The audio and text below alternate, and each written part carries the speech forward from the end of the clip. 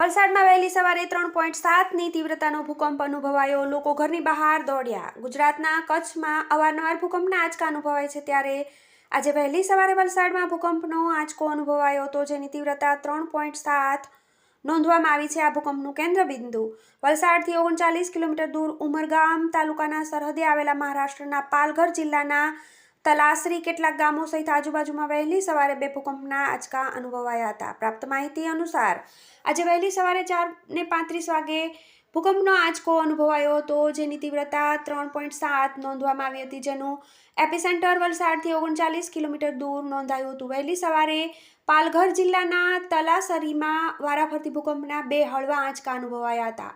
ઊંચી બિલ્ડિંગોમાં રહેતા લોકોએ ભૂકંપ અનુભવ્યો હતો. મહારાષ્ટ્ર બોર્ડર નજીક આવેલા ગામોમાં ભૂકંપ અનુભવાયો હતો. ભૂકંપના આંચકાનો અહેસાસ થતાં લોકો ઘરની બહાર દોડી આવ્યા હતા. ભૂકંપના લીધે લોકોમાં ભયનો માહોલ જોવા મળી રહ્યો છે. નોંધનીય છે કે છેલ્લા કેટલાક સમયથી અવારનવાર આ વિસ્તારમાં હળવા ભૂકંપના આંચકા અનુભવાઈ રહ્યા છે.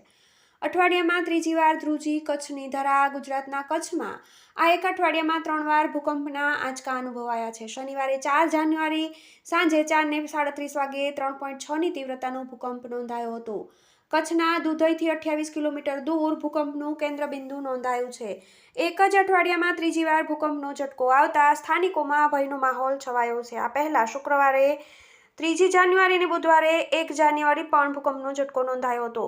1 અને 3 જાન્યુઆરીએ પણ ધરા, ધ્રુજી.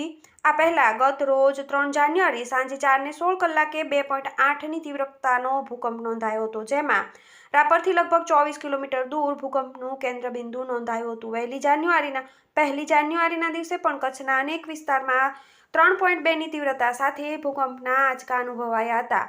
ભૂકંપ આવતા રાપર, ભચાઉ, ગાંધીધામ સહિતના વિસ્તારોમાં ધરાધ્રુજી હતી, જેમાં કચ્છના ભચાઉથી 23 કિલોમીટર દૂર ભૂકંપનું કેન્દ્રબિંદુ હોવાનું સામે આવ્યું હતું. TV18 news, Valsad.